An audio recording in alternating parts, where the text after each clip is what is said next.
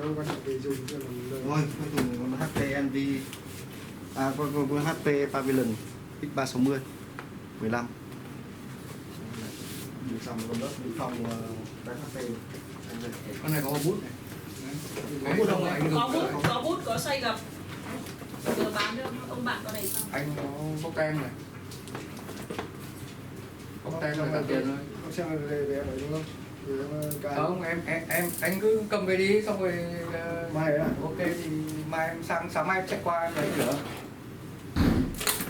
Anh em cầm làm gì? Anh về anh gạ vợ anh xem yêu không thì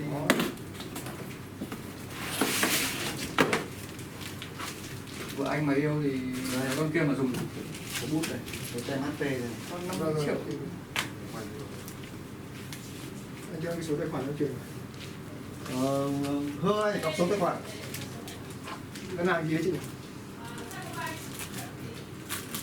Thôi đừng quay em nhưng cho em lên, anh không lên à? Rồi, thì khách không thích quay thì thôi, quay nhanh rồi. Không lên. Quay con này quay nhiều rồi, x360. Rồi, xin chào và cảm ơn.